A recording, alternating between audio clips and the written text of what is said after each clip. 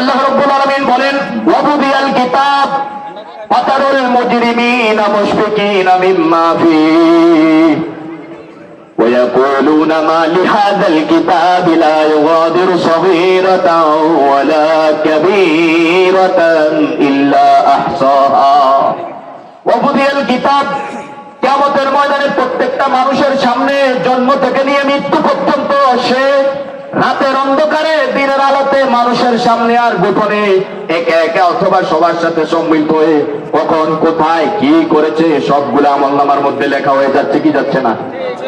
আল্লাহ রাব্বুল আলামিন বলেন ওয়াবুদিয়াল কিতাব, তার সামনে তার আমলনামাটা তুলে ধরা হবে। ফাতারুল মুজরিমিনা মুশফিকিনা মিম্মা ফীহি, প্রত্যেকটা পাপী এবং অপরাধী যারা তারা যখন আমলনামার মধ্যে তার বদ আমলগুলা খারাপ কাজগুলো দেখতে পাবে কিয়ামতের ময়দানে, ফায়াকুলুন, তারা বলবে মা লিহাযাল কিতাব, তারা ভয় পেয়ে যাবে, তারা আশ্চর্য হয়ে যাবে, অবাক হয়ে যাবে, বলবে মা লিহাযাল কিতাব, এটা কোন ধরনের আমলনামা? লা ইউগাদিরু সগীরাতাও ওয়ালা কাবীরাতান ইল্লা আহসাহা, আমার জীবনের ছোট থেকে ছোট বড় থেকে বড় এমন কোনো কাজ নাই যেটাকে আমি গুনাহ মনে করতাম না, ছোট কাজ সেটা উঠে গেছে। বড় থেকে বড় এমন কোনো কাজ নেই যেটা আজকে আমলনামায় ওঠে নাই। ইল্লা আহসাহা, সব রেকর্ড হয়ে গেছে, হিসাব হয়ে গেছে, গণনা হয়ে গেছে, কখন কোথায় কি করেছি।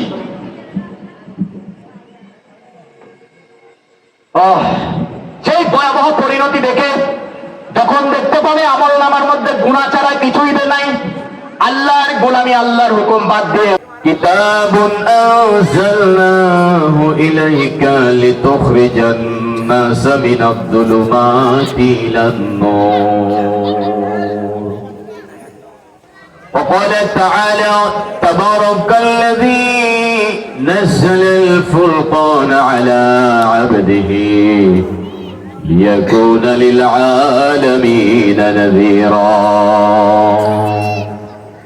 وقال تعالى في آية أخرى يا بني إنها إن تك مثقال حبة من خردل فتكن في صخرة أو في السماوات أو في الأرض يأت بها الله. يا بني إنها إن تك مثقال حبة من خردل أو في السماوات أو في الأرض يأت بها الله إن الله لطيف خبير. وقال صاحب القرآن صلى الله عليه وسلم من صام رمضان ثم أتبعه ستا من شوال كان كصيام الدهر أو كما قال النبي عليه الصلاة والسلام. اللهم صل على سيدنا ونبينا وشفيعنا وحبيبنا ومولانا محمد وعلى آله وأصحابه وبارك وسلم. মহান রব্বে কায়নাত রব্বুল ইজ্জত পরওয়ারদিগারে আলম আল্লাহ সুবহানাহু ওয়া তাআলার দরবারে অসংখ্য অগণিত শুকরিয়া এবং কৃতজ্ঞতা জ্ঞাপন করছি। মহান রব দুনিয়ার সমস্ত কর্মব্যস্ততা থেকে পারেক করে, বিপদ মুসিবত এবং অসুস্থতা থেকে হেফাজত করে পুগুরিয়া, নোয়াপাড়া, বড়কুয়া, বাইতুল ফালাহ জামে মসজিদের উদ্যোগে আয়োজিত আজকে এই তাফসীরুল কোরআন মাহফিলে মহান রব আমাদেরকে অংশগ্রহণ করার জন্য সুযোগ এবং তৌফিক দান করেছেন। এই জন্য অন্তরের অন্তঃস্থল থেকে কায়মান অবাক্যে রবের দরবারে কালিমাতে শুকর জ্ঞাপন করি, আলহামদুলিল্লাহ।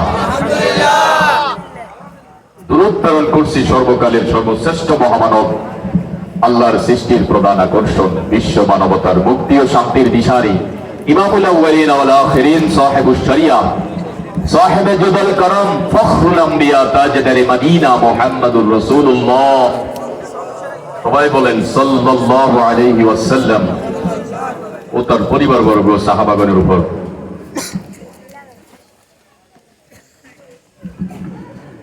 আজকে এখানে যে আয়োজন হয়েছে, এই আয়োজনের নাম দেয়া হয়েছে তাফসিরুল কোরআন মাহফিল, কোরআনের তাফসিরের মাহফিল। এই আয়োজন কেন? কোরআন যখন অবতীর্ণ হয় নবী আলাইহিস সালাতু ওয়াস সালামের উপরে, আজ থেকে 1450 বছর আগে, ওই যুগটার নাম হলো আইয়ামে জাহিলিয়াত, অজ্ঞতা, মূর্খতা এবং বর্বরতার যুগ। ওই যুগের মানুষগুলো ছিল খুবই হিংস্র, সামান্য থেকে সামান্য বিষয়ে একে অপরকে হত্যা করে ফেলত। হত্যা, মাদক সহ এমন কোন অন্যায় পাপ ছিল না যাতে তারা জড়িত ছিল না। কিন্তু সময়ের ব্যবধানে আল্লাহর নবীর নবুয়তের জিন্দেগীর মাত্র 23 বছরের মেহনতে ওই যুগটা এমন এক পর্যায়ে গিয়ে পৌঁছে আল্লাহর নবী বলেন, খায়রুল কুরুনি করনি সুম্মাল্লাযীনা ইয়ালুনাহুম সুম্মাল্লাযীনা ইয়ালুনাহুম। আল্লাহর নবী বলেন, আমার যুগ হলো পৃথিবীর ইতিহাসের সর্বশ্রেষ্ঠ যুগ, এবং আমার পরের যুগ সাহাবীদের যুগ, সাহাবীদের পরের যুগ তাবেঈনদের যুগ হলো পৃথিবীর ইতিহাসের সর্বশ্রেষ্ঠ সোনালী যুগ। কিছুদিন আগেও যে যুগটার নাম ছিল কি, কথা বলেন, আইয়ামে জাহিলিয়াত, মূর্খতা, বর্বরতার যুগ। যে মানুষগুলা জীবিত দাফন করত নিজের জন্ম দানকারী, নিজের সন্তানকে, আপন বাবা জীবিত দাফন করত নিজের আপন সন্তানকে, মেয়েকে, মেয়ে হলে সেটাকে কুলক্ষণ মনে করে তাকে জীবন্ত দাফন করা হতো। ওই যুগটা পৃথিবীর ইতিহাসের সর্বোৎকৃষ্ট সোনালী যুগে পরিণত হয়েছে, সব থেকে দামি যুগে পরিণত হয়েছে। ওই যুগের মানুষগুলা কিয়ামত পর্যন্ত যত মানুষ আসবে তার মধ্যে সব থেকে দামি মানুষ তারা, যাদের উপাধি ছিল সাহাবী। কি বলেন, তাদের উপাধি কি ছিল? সাহাবী। এই এত পৃথিবী ইতিহাসের সব থেকে খারাপ মানুষগুলা সব থেকে ভালো মানুষে পরিণত হলো কিভাবে? সামান্য সময়ের ব্যবধানে এত দামি মানুষে কেন পরিণত হলো? তার কারণ হলো একটি। কয়টি? কথা বলেন, কয়টি কারণ? একটি, এই মানুষগুলার কাছে প্রথমে কোরআন ছিল না। কোরআন কি? আইয়ামে জাহিলিয়াত যে যুগটাকে আমরা বলি, ওই যুগে আল্লাহর নবী তখনও নবুয়ত প্রাপ্ত হননি, কোরআন তখনও নাজিল হয় নাই। এজন্য ওই মানুষগুলা বাহ্যিক ভাবে হাত পা চেহারা এবং জন্মগত ভাবে মানুষ হইলেও কর্মকাণ্ডেরা মানুষ ছিল না, হিংস্র জন্তু জানোয়ারের চেয়ে নিকৃষ্ট ছিল। ওই হিংস্র মানুষগুলোকে পৃথিবীর ইতিহাসে সব থেকে দামি সোনার মানুষে পরিণত করেছে আল্লাহর কোরআন। কে? আল্লাহ রাব্বুল আলামিন বলেন, কিতাবুন আনজালনাহু ইলাইকা লিতুখরিজান নাসা মিনাদ যুলুমাতি ইলান নূর। এই কোরআন এমন এক মহাগ্রন্থ, আনজালনাহু ইলাইকা, হে নবী আপনার প্রতি এই কোরআন নাযিল করেছি, লিতুখরিজান নাসা মিনাদ যুলুমাতি ইলান নূর। এই আইয়ামে জাহিলিয়াতের অজ্ঞতা, মূর্খতা, বর্বরতার যুগের মানুষগুলো যখন একে অপরকে সামান্য থেকে সামান্য বিষয় হত্যা করে ফেলত, যাদের অন্তরে মনুষ্যত্ব বোধ বলতে কিছুই ছিল না, জবাবদিহিতার কোন ধরনের মন মানসিকতা তাদের নিকট ছিল না, যে অপরাধ করলে তার শাস্তি আমাকে পেতে হবে এমন বিষয় তাদের সামনে ছিল না। এটা ছিল অজ্ঞতা, মূর্খতা এবং অন্ধকার। আল্লাহ রাব্বুল আলামিন বলেন, ওই অজ্ঞ, মূর্খ এবং জাহিল মানুষগুলোকে আমি আমার কোরআনের মাধ্যমে আলোকিত করেছি, সোনার মানুষে পরিণত করেছি। সুবহানাল্লাহ। আল্লাহ রাব্বুল আলামিন আরো বলেন, তাবারাকাল্লাযী নাযালাল ফুরকানা আলা আবদিহি লিয়াকুনা লিল আলামিন নাযীরা।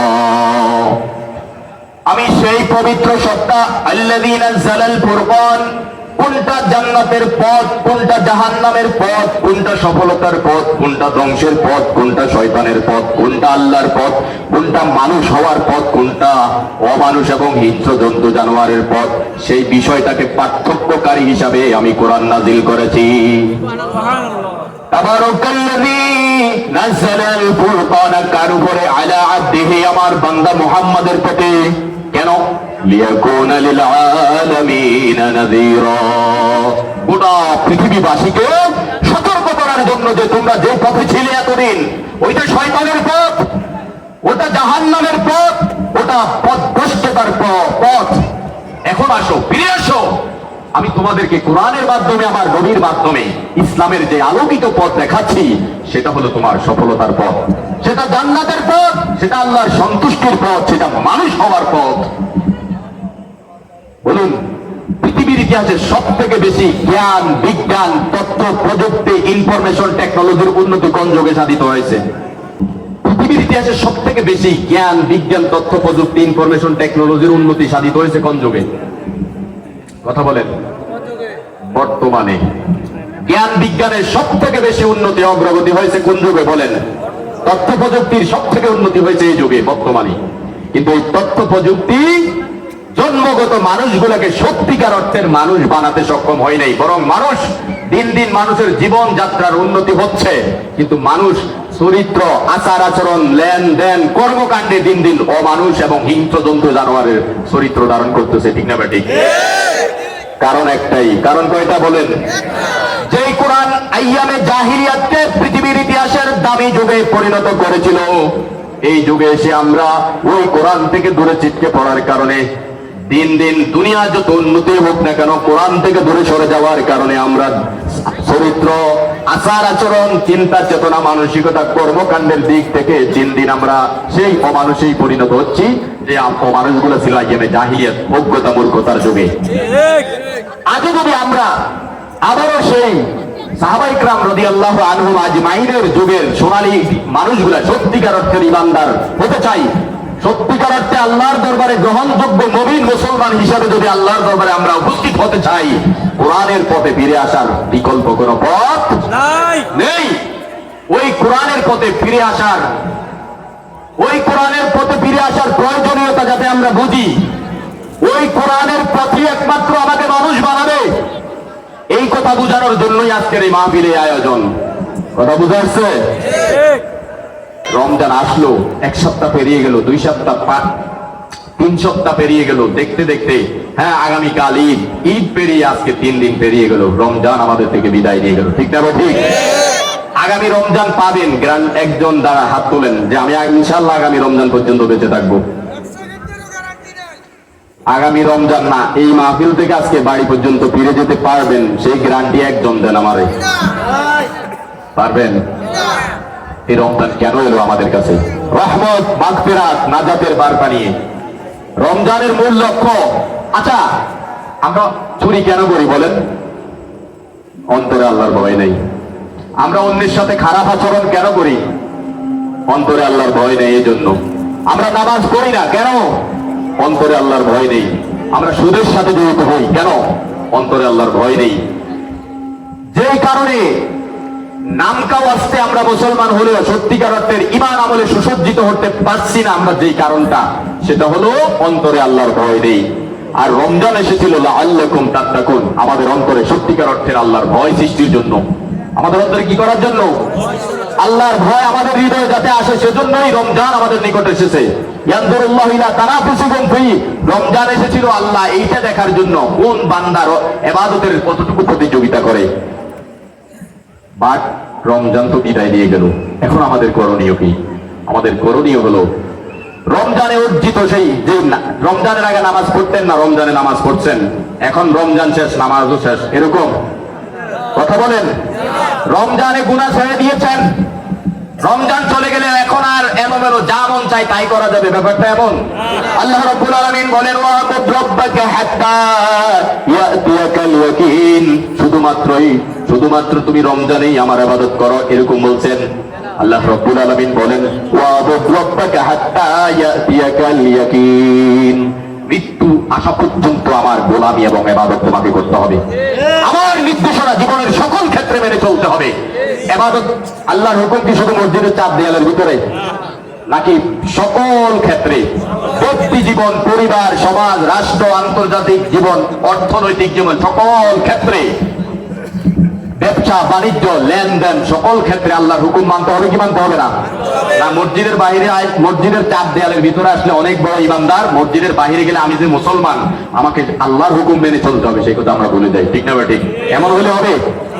আল্লাহ রাব্বুল আলামিন বলেন ওয়ানাজ্জালনা আলাইকাল কিতাবা তিবয়ানাল লিকুল্লি শাই وهدى ورحمة وبشرى للمسلمين ونزلنا عليك الكتاب হে নবী আপনার প্রতি আমি এই মহাগ্রন্থ আল কোরআন নাযিল করেছি তিবিয়ানাল লিকুল্লি শাই এই কোরআনে শুধু আমি নামাজের বিধান দেই নাই এই কোরআনে শুধু আমি সুদের বিরুদ্ধে বিধান দেই নাই বরং মানব জাতির জন্ম থেকে মৃত্যু পর্যন্ত যতগুলো বিষয় তার সামনে আসবে সকল কিছুর বিধান আমি আল্লাহ এই কোরআনে নাযিল করে দিয়েছি ওয়াহুদা ওয়া বুশরা ওয়াহুদা ওয়া রাহমাতা ওয়া বুশরা লিল মুসলিমিন এই কোরআন হলো হেদায়েত জান্নাতের পথ দেখায় এই কোরআন হলো সুসংবাদদাতা এই কোরআন হলো রহমত কাদের জন্য লিল মুসলিমিন যারা কোরআনের আইন মেনে চলে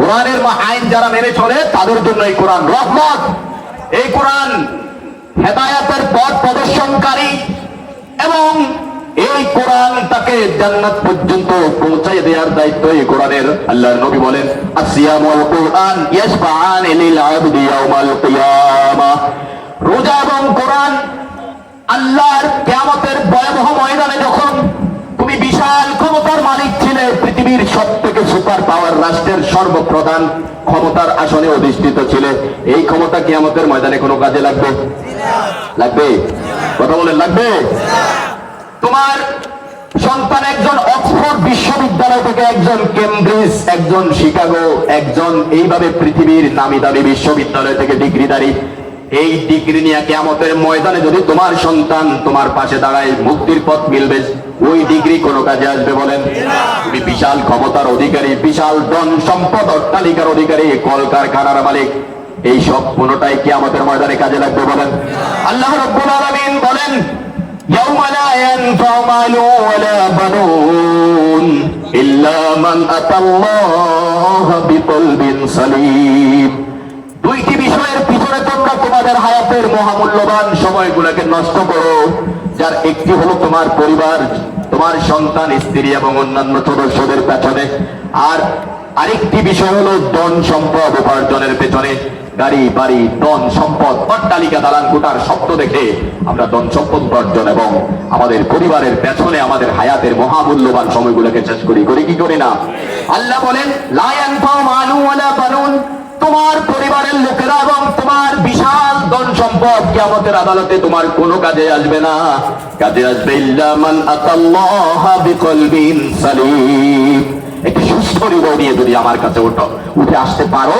সেই হৃদয় নিয়ে যদি উপস্থিত হতে পারো সেটাই কাজে দিবে কলবে সালিম কাকে বলে আজান হয়ে গেছে সে আর স্থির থাকতে পারে না কামে লেগে থাকতে পারে না সে দৌড় দেয় মসজিদে সে না খেয়ে উপবাস আছে হালাল ভাবে কোনোভাবেই ঋণ গ্রহণের অথবা টাকা গ্রহণের কোনো পথ নেই তারপরও সে সুদে জড়ায় না সুদের উপরে টাকা নেয় না সে আল্লাহর ভয়ে কখনো অবৈধ পথে পা বাড়ায় না আল্লাহর ভয় আল্লাহ যা করতে বলেছেন তা কখনো ছাড়ে না সেটার নাম হলো কলবে সালিম সুস্থ হৃদয় আর যদি এমন হয় দুনিয়ার সব কিছু করতে পারি আমি যদি বলি ভাই এক মন একটা বস্তা আমার বাড়িতে আলগে দিয়ে আসো জি হুজুর ঠিক আছে ইনশাআল্লাহ দৌড়ে দিয়ে আসবে আমার বাড়িতে মসজিদের আশপাশে ঘুরঘুর করতেছে চলো নামাজটা পড়ি পারবেন না কেরেন্দি টানেও তারে মসজিদে ঢুকতে পারবেন না নামাজ এত কঠিন তার জন্য এরকম ইমানদার মুসলমান আমাদের সমাজে আছে না ভাই তার হৃদয়টা কলবে সালিম না অসুস্থ হৃদয় এই হৃদয় নিয়ে কিয়ামতের ময়দানে উঠলে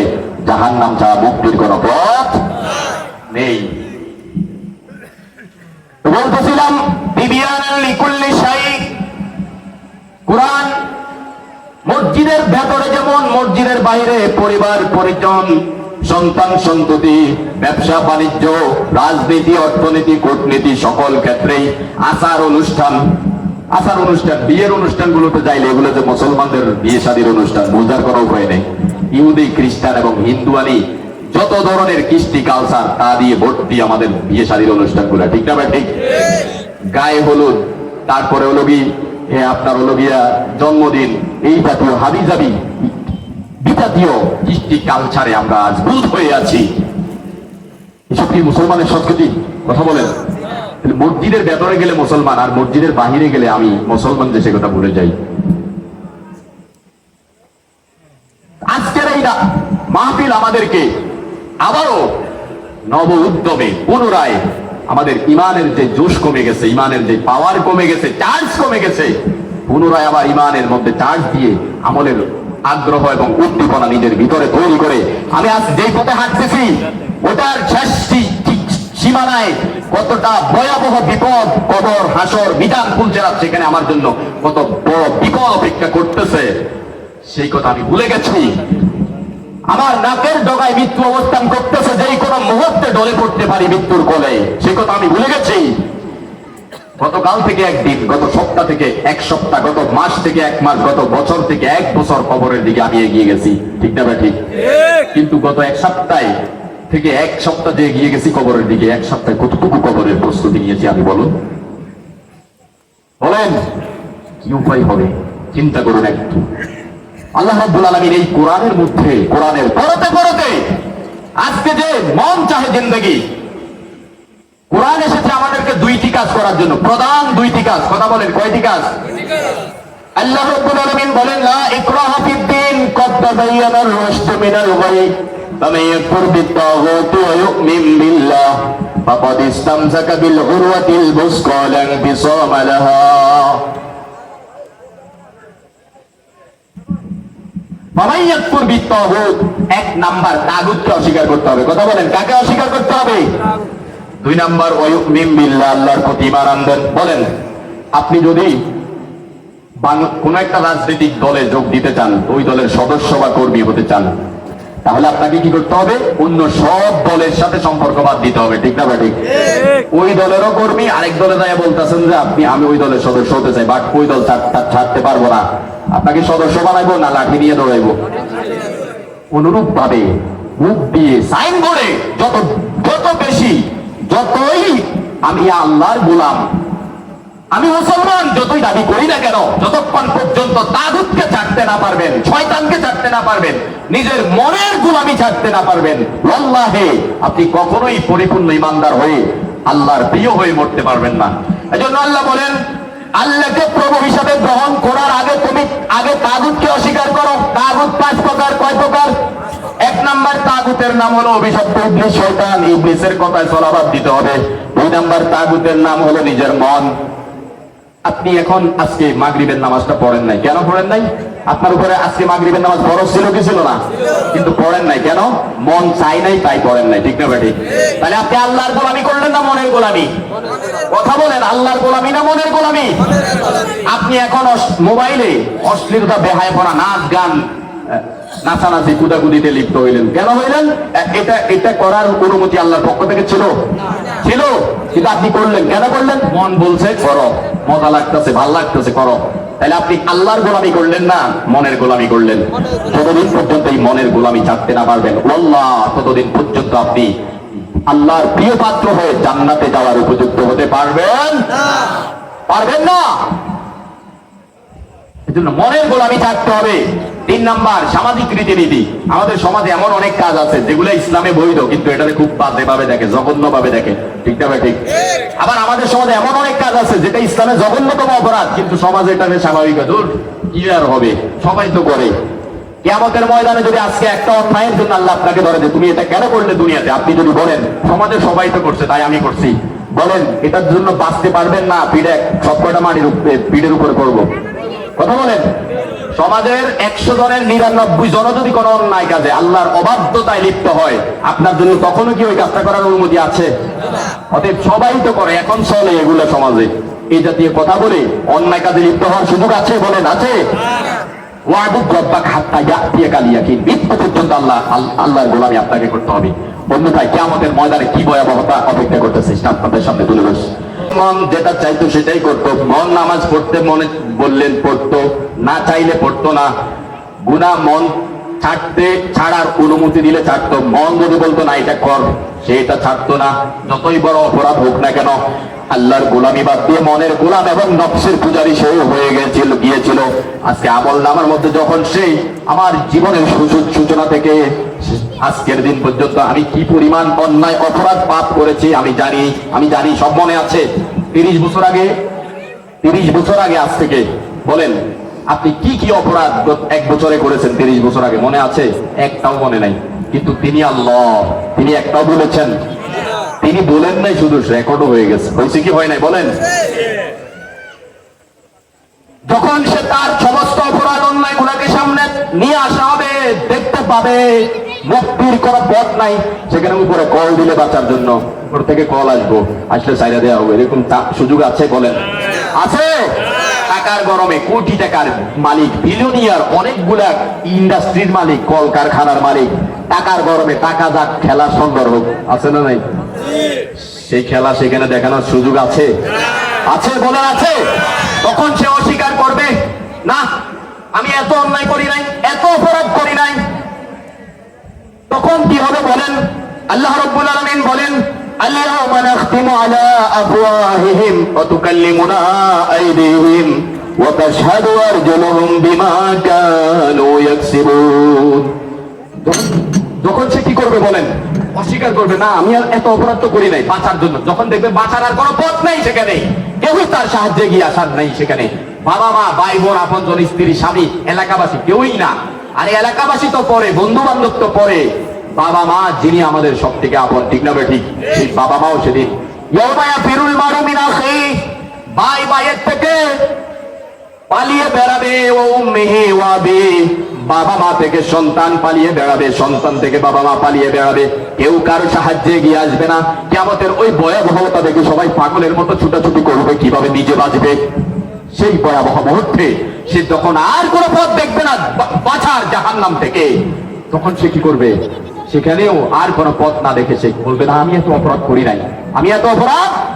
তখন কি হবে? আল্লাহ বলেন, আল-ইয়াওমা নাখতিমু আলা আফওয়াহিহিম, মুখের মধ্যে তালা লাগিয়ে দেব, ট্যাপ মেরে দেব, মোহর মেরে দেব। সে আর কোনো কথা বলারই শক্তি পাবে না, কোনো কথাই তার মুখ দিয়ে আর বের হবে না। ওয়া তুকাল্লিমুনা আইদিহিম, তার হাত কথা বলবে। হাত কি বলবে?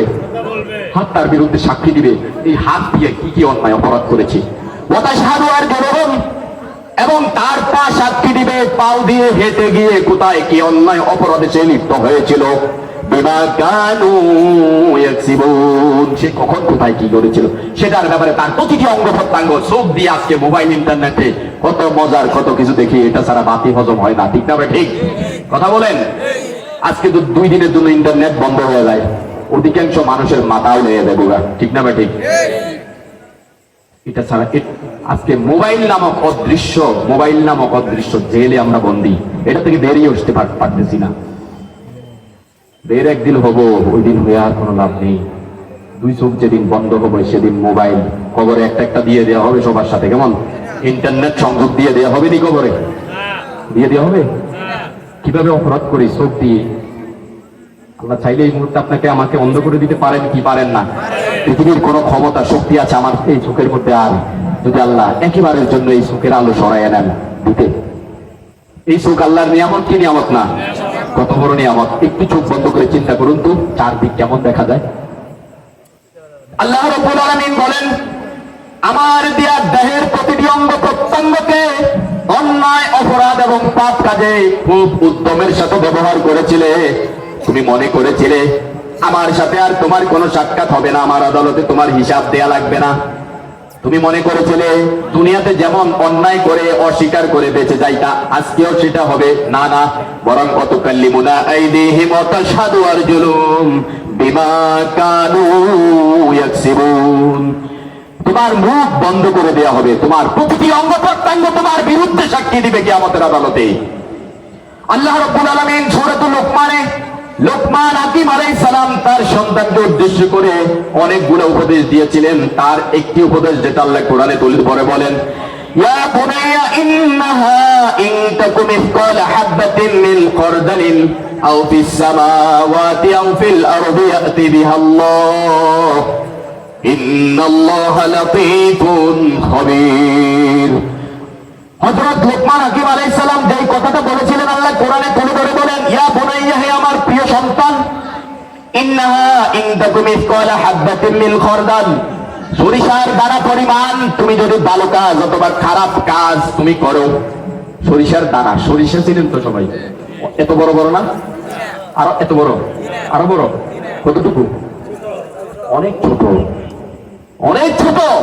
এত ছোট পরিমাণ যদি তুমি ভালো কাজ অথবা খারাপ কাজ করো, এবং সেটাকে যদি তুমি পাথর চাপা দিয়ে রাখো, পাহাড়ের মধ্যে নিয়ে মাটির নিচে সেটাকে দাপন করে দাও, অথবা সেটাকে আগুনে জ্বালিয়ে আকাশের মধ্যে সেটাকে উড়াইয়া দাও, ইয়াতি বিহাল্লাহ, আল্লাহ রাব্বুল আলামিন বলেন ওই কাজটাও কিয়ামতের ময়দানে আল্লাহ তোমার সামনে তুলে ধরবে।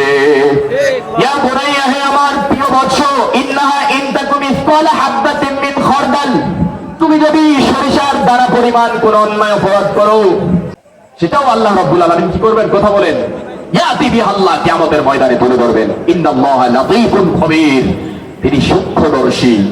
যত একদম পৃথিবীর সব থেকে নিচু জায়গা মারিয়ানা ট্রেঞ্চ, সাগরের তলদেশে, ওই মারিয়ানা ট্রেঞ্চেও যদি সরিষার দানা কি তার থেকে কোটি ভাগের এক ভাগ ছোট কোন পরমাণু পরিমাণ কোন প্রাণী থাকে, সেটা কি খাচ্ছে, কোথায় কিভাবে চলতেছে, সেই সম্পর্কে খবর রাখেন কে? কথা বলেন কে? তাহলে আমার আপনার যাবতীয় কর্মকাণ্ড সম্পর্কে আল্লাহ অবগত আছেন না নাই? আছেন না নাই? কথা বলেন। إذ يتلقى المتلقيان عن اليمين وعن الشمال ما يلفظ من قول إلا لديه رقيب عتيد। আল্লাহ রাব্বুল আলামিন সূরাতুল কফে বলেন, প্রতিটি মানুষের দুই পাশে দুইজন লেখক ফেরেশতা নিয়োজিত রয়েছে। মা ইয়ালফিযু মিন কাউলিন ইল্লা লাদাইহি রাকীবুন আতীদ, মানুষ যা এমন কোন কথা বলে না যা ওই দুই ফেরেশতা লেখে ফেলে না, এমন কোন কাজ করে না, এমন কোন কথা বলে না যা ওই ফেরেশতারা লেখে না। অর্থাৎ আমি যা করি যা বলি একটাও বাদ পড়ে না, সব লিপিবদ্ধ হয়ে যাচ্ছে। কথা বলেন, যাচ্ছে কি যাচ্ছে না? অতএব বাঁচার পথ কোনটি?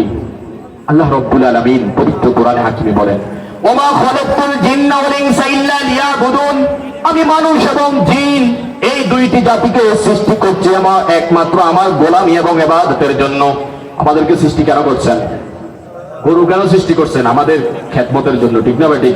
কিছুদিন লালন পালন করে গরুর চামড়া দিয়ে আমরা বিভিন্ন জিনিস বানাই, গরুর হাড় দিয়েও বিভিন্ন জিনিস বানানো যায়, গরুর গোশতগুলা খুবই সুস্বাদু আমরা খাই, সেখান থেকে আমাদের শরীরে এনার্জি যোগাই, ঠিক না বেঠিক? তাহলে গরুকে কি ইবাদতের জন্য না আমাদের খেদমতে সৃষ্টি করেছেন রব?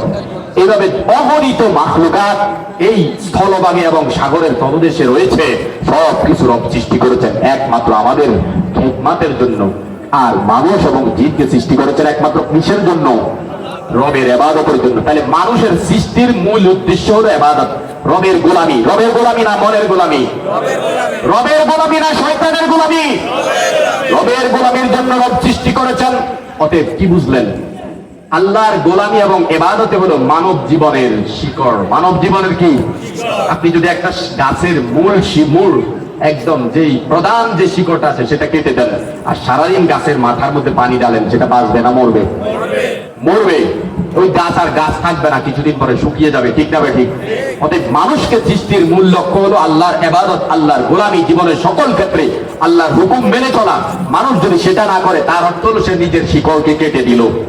আর মানুষ আল্লাহর গোলামি দাসত্বের শিকল থেকে যখন বেরিয়ে যায়, ইবাদত বন্দেগী বাদ দিয়ে যখন দুনিয়ার ধন সম্পদের প্রতিযোগিতায় লিপ্ত হয়ে যায়, হালাল না হারাম সে পার্থক্য না করে আল্লাহর অবাধ্যতায় লিপ্ত হয়, কিয়ামতের আদালতে জবাবদিহিতার কথা সে ভুলে যায়, কিয়ামতের ভয়াবহতার কথা, সেই বিপদের কথা তার হৃদয়ে আর ভয়ের সৃষ্টি করে না, তখন মানুষ আর মানুষ আকারে আকৃতি চেহারা চুরুতে মানুষ থাকলেও কাজে কর্মে কর্মকাণ্ডে অথবা আল্লাহর নিকট সে আর মানুষ বলে বিবেচিত।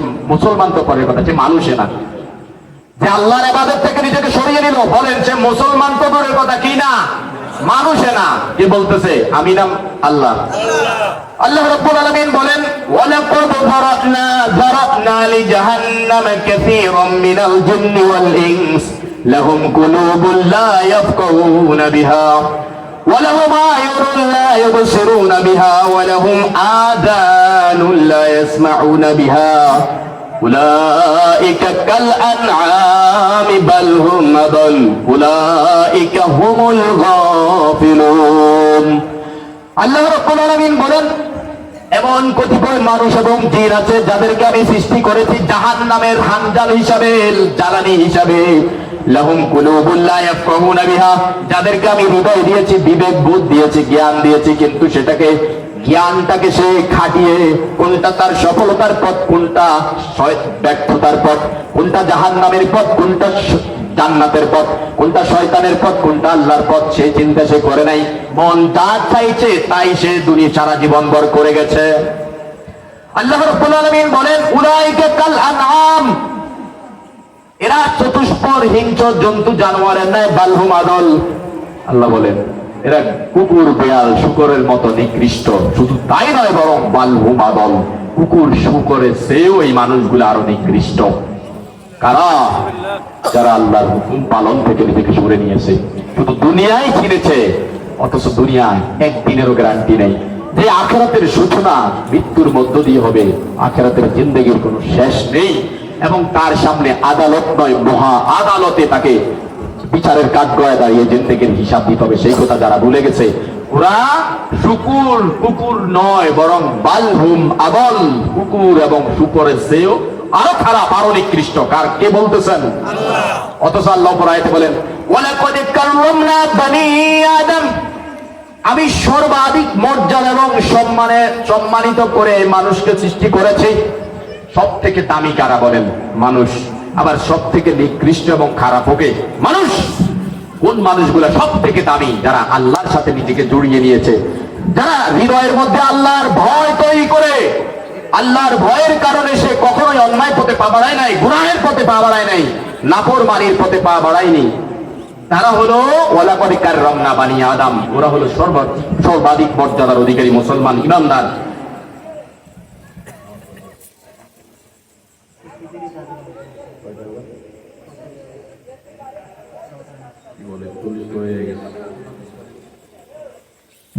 বলছিলাম ওরা সর্বোৎকৃষ্ট, আল্লাহর সৃষ্টির সব থেকে দামি কারা? যারা আল্লাহর সাথে নিজেকে জোড়াইয়া নিয়েছে, আল্লাহর প্রতিটি হুকুম পালনে সে সর্বদা কি বদ্ধপরিকর থাকে, দৃঢ় সংকল্পবদ্ধ থাকে, কখনোই রবের হুকুম লঙ্ঘন করে না। কিন্তু মানুষ তো লঙ্ঘন একটাও করে নাই, কোন একটা গুনাহও করে নাই। এরকম মানুষ পৃথিবীতে আছে নবী রাসূলগণ ছাড়া? কথা বলেন। কুল্লু বনি আদম খাত্তাউন ওয়া খায়রুল খাত্তাইনা তাওয়াবুন। আল্লাহর নবী বলেন প্রত্যেক বনি আদম তথা মানুষই অপরাধ করে, অন্যায় করে, গুনাহ করে, নাফরমানি করে, কিন্তু ওই মানুষগুলা আল্লাহর নিকট দামি এবং প্রিয়। গুনাহ করা সত্ত্বেও তারা জাহান্নামে যাবে না। যারা গুনাহ থেকে প্রতিনিয়ত তওবা এবং ইস্তেগফার করে, চোখের পানি ছেড়ে দিয়ে রবের দরবারে গুনাহ মাফের জন্য কান্না করে।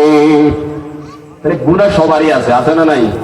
যত বড় ওলি, যাদেরকে আমরা মনে করি পীর সাহেব, আমরা তো কিছুই না, তারাও গুনাহ করেন নাই, এরকম বলার সুযোগ আছে? একমাত্র নবী রাসূলরা ব্যতীত। ঠিক না ভাই? ঠিক। তাহলে বাঁচার পথ একটাই, সেটি হলো কি? তওবা। সেটি হলো প্রতিনিয়ত রবের দরবারে কান্দা। উম্মতের সব থেকে দামি ব্যক্তি কে ছিলেন? সিদ্দিক আকবর, আবু বকর, যিনি দুনিয়াতে থেকেই জান্নাতের সুসংবাদ পেয়েছিলেন। ঠিক না ভাই? ঠিক। যিনি, তার পরিচয় তুলে ধরতে গেলে লম্বা সময়ের দরকার। সে আবু বকর সব সময়, তার একটা উপাধি ছিল আউয়া। আউয়া শব্দের অর্থ হলো হাহাকারকারী। সারাক্ষণ ছোট বাচ্চার মতো হাউমাউ করে কাঁদতেন, শুধু জাহান্নামের ভয়ে, কিয়ামতের ময়দানে আল্লাহর দরবারে দাঁড়াতে হবে এই ভয়ে সারাক্ষণ আল্লাহর দরবারে কাঁদতেন। আর প্রতিনিয়ত আমরা অন্যায় অপরাধ করতেছি, কিন্তু কাঁদার প্রয়োজন উপলব্ধি করি না। যারা আজকে কাঁদবে সেখানে হাসবে, আর যারা আজকে কাঁদে না, হৃদয়টাকে পাথর বানিয়ে নিয়েছে, কিয়ামতের আদালতে তারা কাঁদবে, কাঁদতে কাঁদতে চোখের পানি নয়, রক্ত জড়াবে। কোনো কাজ আসবে? কোনো কাজে আসবে? বলেন, কোনো কাজে আসবে না।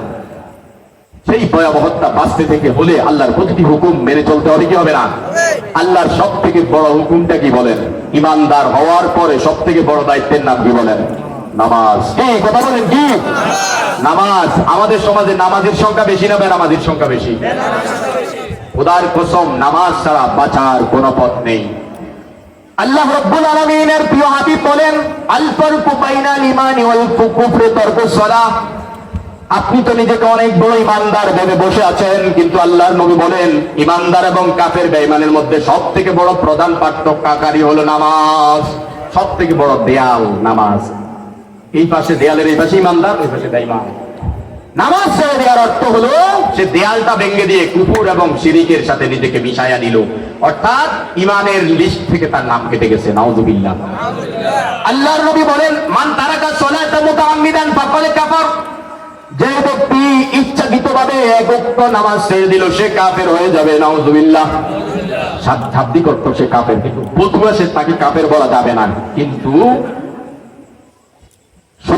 সে ইমানদার হওয়ার পরে সব থেকে আল্লাহর বড় অবাধ্যকারী হিসাবে কিয়ামতের আদালতে উঠবে। কথা বুঝাচ্ছে? আজকে যদি আপনার কোটি টাকার সম্পদ থাকে, ওই সম্পদগুলো যদি আজকে কি হয়ে যায়, কথা বলেন, ধ্বংস হয়ে যায় একসাথে। 10 কোটি টাকার ব্যবসায় নেমেছিলেন, সমস্ত ব্যবসা আগুন লেগে চলে গেল। অথবা আপনার পরিবারের সবগুলো সদস্য একটা গাড়ি রিজার্ভ করে কোথাও সফরে গেল, প্রতিমধ্যে অ্যাক্সিডেন্ট করে সবাই মারা গেল। বলেন আপনার মনের অবস্থা কেমন হবে? কথা বলেন, হুঁশ থাকবে?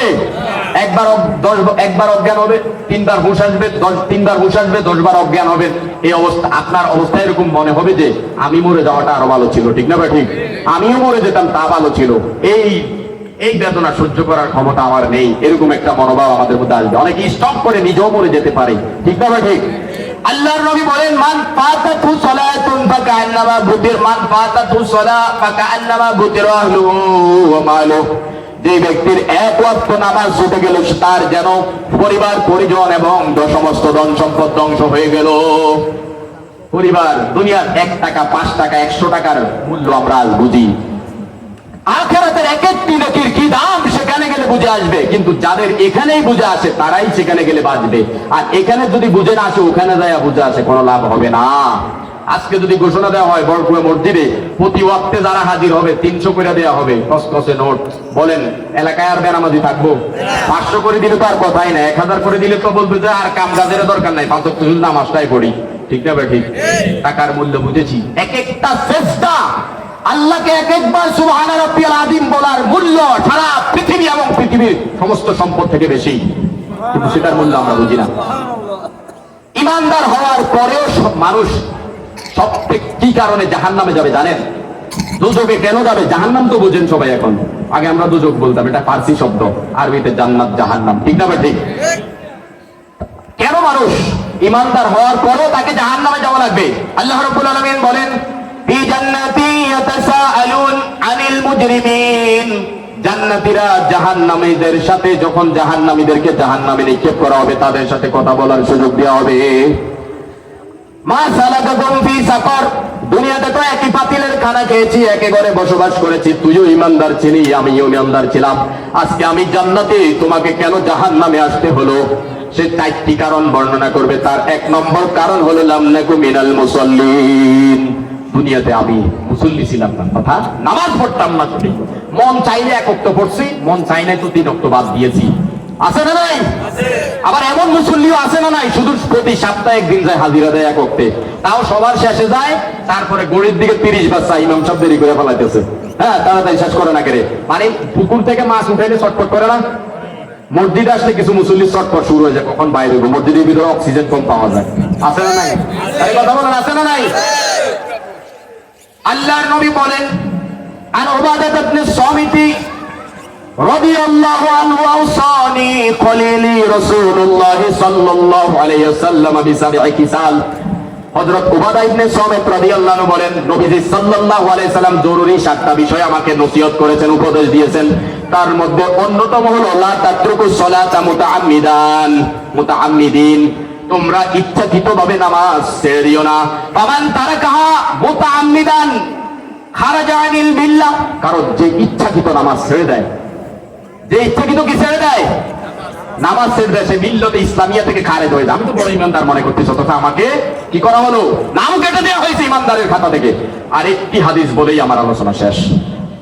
আন আব্দুল্লাহ ইবনে আমর রাদিয়াল্লাহু আনহু عن النبي صلى الله عليه وسلم أنه ذكر يوما الصلاة فقال من حافظ عليها كانت له نور وبرهان ونجاة يوم القيامة। যে ব্যক্তি নামাজের হেফাজত করে, সঠিকভাবে যথাসময়ে নামাজ আদায় করে, কিয়ামতের ময়দানে যখন কিয়ামতের ময়দানটা অন্ধকার হয়ে যাবে, নামাজ কিয়ামতের ময়দানটাকে তার জন্য আলোকিত করে দিবে। কিয়ামতের ময়দানে তার মুক্তির জন্য দলিল হবে। ওমান লাম ইউহাফিজ আলাইহা। আর যে ব্যক্তি নামাজের হেফাজত করবে না, মন চাইলে পড়লো না, চারলো বা প্রতি সপ্তাহে যায় হাজিরে দিল, ঈদের দিন ফজরের ফরজ নামাজ পড়ে নাই, ওয়াজিবে জুব্বা জাব্বা লাগাই, অনেক বড় ইমানদার হাজি সাহেব গাজী সাহেব ঈদের নামাজে একদম হাজির, মাঠ ভর্তি, কিন্তু ফজরে এক কাতারও পড়ে নাই, আছে না নাই? আল্লাহ নবী বলেন আল্লাহি হাফিজ আলাইহা লাম ইয়াকুন লাহু নূরু ওয়ালা বুরহানু ওয়ালা নাজাত, যে যারা বেনামাজি হিসাবে কিয়ামতের ময়দানে উঠবে, কিয়ামতের ময়দানে তার জন্য কোনো আলো থাকবে না, কোনো দলিল, তার জন্য মুক্তির কোনো ব্যবস্থা থাকবে না। ওয়া কানা ইয়াউমাল কিয়ামাতি মা ফিরআউন ওয়া হামান ওয়া উবাই ইবনে খালদ, পৃথিবীর ইতিহাসের সবথেকে জঘন্যতম আল্লাহর তিনজন দুশমনের সাথে বেনামাজির হাসর হবে। একজন হলো ফিরআউন, একজন হলো তার প্রধান উপদেষ্টা হামান, আরেকজন হলো মক্কাতে নবীজিকে সবথেকে বেশি যে কষ্ট দিয়েছে মানসিকভাবে, উবাই ইবনে খালদের সাথে বেনামাজির হাসর হবে। সময় স্বল্পতার কারণে আরো কিছু জরুরি কথা ছিল, বলতে পারিনি। আল্লাহ তাআলা যতটুকু বলছে আমলে পরিণত করার তৌফিক দান করুন। সবাই বলে আমিন ইয়া রাব্বাল আলামিন। ওয়া মা আলাইনা ইল্লাল বালাগ। ওয়াসসালামু আলাইকুম ওয়া রাহমাতুল্লাহ।